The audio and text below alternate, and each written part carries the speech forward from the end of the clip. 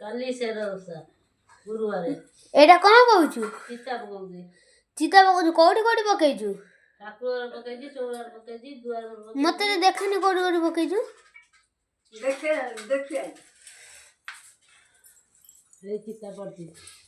ହେଇ ଦେଖିପାରୁଛି କେତେ ସୁନ୍ଦର ଭାବରେ ମା ଚିତା ପକେଇଛନ୍ତି ଏଇଠି। ହେଇ ଦେଖିବାରେ କେତେ ସୁନ୍ଦର ଭାବରେ ଚିତା ପକେଇଛନ୍ତି।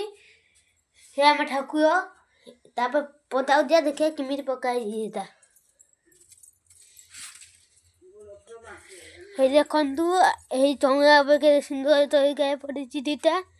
ହେଇ ପଡ଼ିଛି ହେଇ ହେଇ ଦେଖିପାରୁଥିବେ ହେଇ ଆମ ଚଉରା। ତାପରେ ହେଇ ପାହାଚ ଉପରେ ଆମେ ପଡ଼ିଛି ଚିତା ଦେଖିପାରୁଥିବେ। ତାପରେ ହେଇ ଏପଟେ ପାହାଚ। ତାପରେ ହେଇ ପଡ଼ିଛି ଲକ୍ଷ୍ମୀଙ୍କ ପାଦ ଅଛି। ଏପଟେ ବି ଲକ୍ଷ୍ମୀ ପାଦ। ମା ଆଉ କେତେ ସମୟ ଚିତା ଲାଗିବ? ଆଉ 15-20 ମିନିଟ୍ ପରେ ବନ୍ଦ। ଆଉ 15-20 ମିନିଟ୍ ବନ୍ଦ। କାଇ ଭାଇ କ'ଣ ହବ? କାଲି ଗାଧେଇମି, ମୁଣ୍ଡ ହରିଆ ଧୋଇକି ସେର ପୂଜା କରିମି। ସେର ପୂଜା କରି ସେରା ପାଇଁ କ'ଣ କ'ଣ ଜିନିଷ ଆଣିଛୁ? ଛେନା ଆଣିଛି, କଦଳୀ ଆଣିଛି, ଗେଣ୍ଡୁ ଫୁଲ, ଗୁଡ଼, ଡାବ ଭୋଗ ଦିଆହବ। ଆଉ ଭୋଗ ଦିଆ ଏଇଟା ଲାଷ୍ଟ ପାଇଁ ନା ସେ 3 ନମ୍ବର ପାଇଁ? 5 ପାଳି ହେଲାନି ଆଉ। 5 ପାଳି ହେଇନି ଏଇଟା କ'ଣ ଆଠ ତା ମାନେ? ହଉ ପୁଷ୍ପାସି ପଡ଼ିଗଲା ଏଇଠୁ ବନ୍ଦ ଆଉ। ହଉ।